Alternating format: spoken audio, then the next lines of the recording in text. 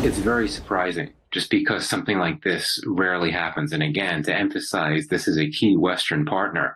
He feels that he has very strong reasons to believe that what he is saying is accurate, because would he really want to jeopardize such an important relationship with India?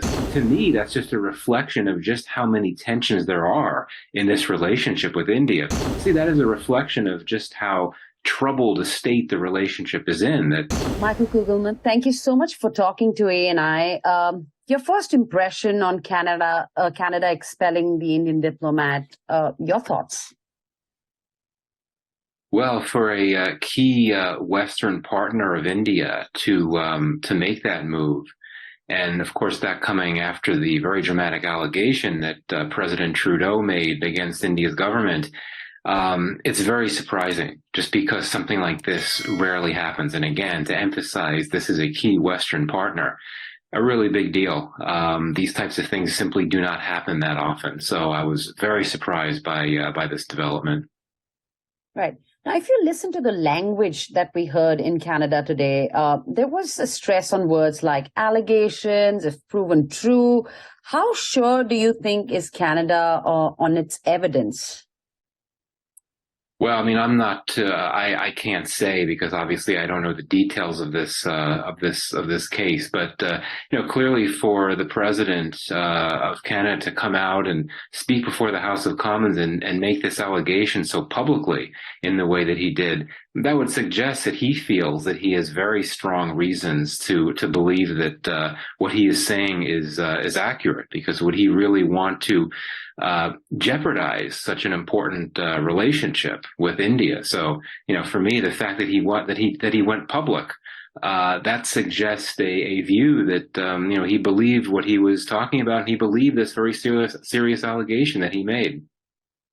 Right. Now, you talked about, how he went public with this. Now, if they had evidence of the Indian government and its complicity, should not a formal charge be pressed in the international forum? Like, is it usually done that way?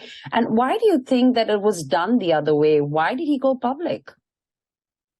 I mean, there's several possibilities. One, it could be some type of tactic to try to put pressure on the Indian government to essentially try to shame it, and hope that would prompt India's government to cooperate with Canada's government to address these concerns.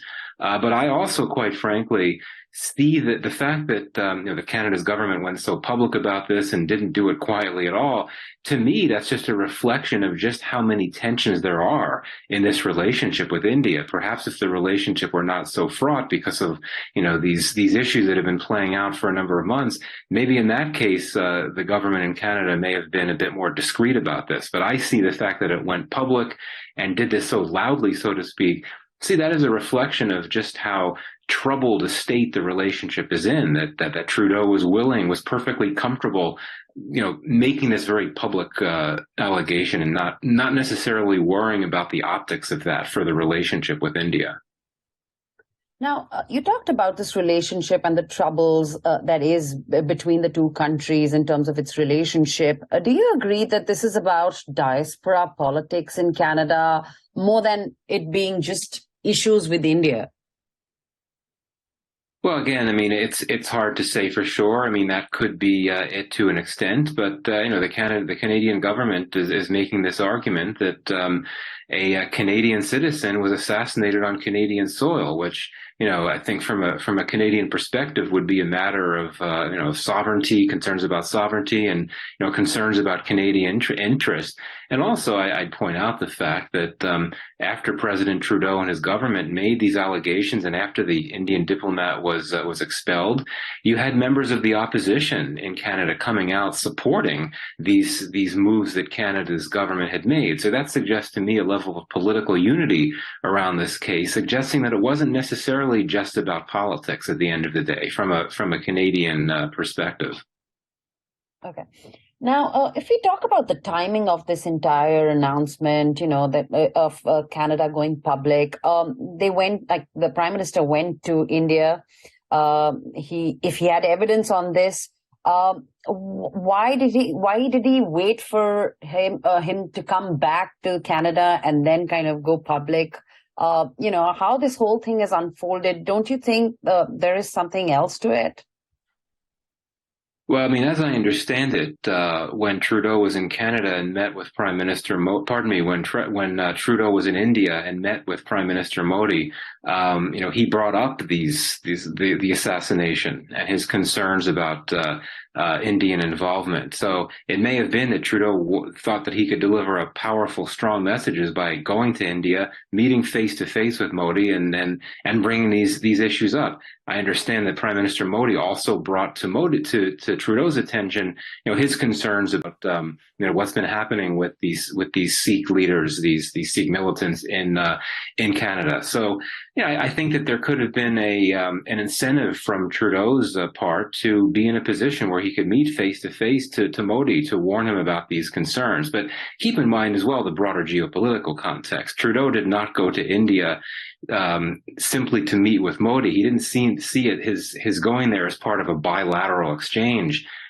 He went there to participate in the G20 summits, which India, of course, is hosting this year as G20 chair. So I think that Trudeau went to India to show Canada's commitment to the G20 group, which it's a major component of, and which it supports in a big way. And I think that when he was there, Trudeau felt he had that opportunity to have that face-to-face meeting with Modi, which apparently was quite tense, and convey his concerns. But we saw that, he really did not have a very good visit in India, and that, there was tensions in his meeting with Modi. He had the problems with his aircraft. He was stranded there for a few days. So it became a bit of a mess. But again, keep in mind that Trudeau did not go to India simply to meet with Prime Minister Modi. He went there to participate in the G20 summit. Right. Now, how do you see things shaping up in the days ahead between the two countries? I think at this point, the major signpost in the immediate term is how does India respond, right? I mean, we've been talking about how Canada's president made this very serious allegation very publicly, and then you have this publicly announced expulsion of an Indian diplomat.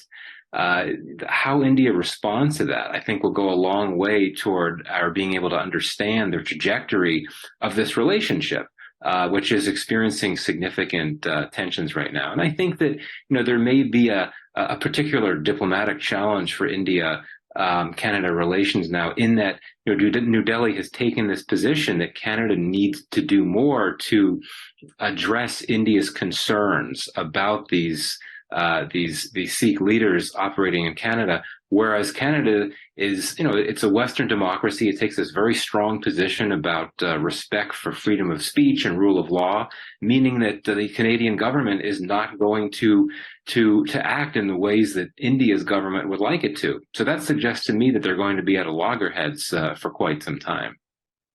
Okay. And where do you see the U.S. stand on this? Do you see Washington supporting a NATO ally or India, the strategic partner? It's certainly a tough spot that Washington finds itself in, though I would think that the U.S. government will likely react by really doing nothing at all, staying quiet, which is probably a wise decision. I mean, this whole thing is a very sensitive matter for sure for both countries, Canada and India.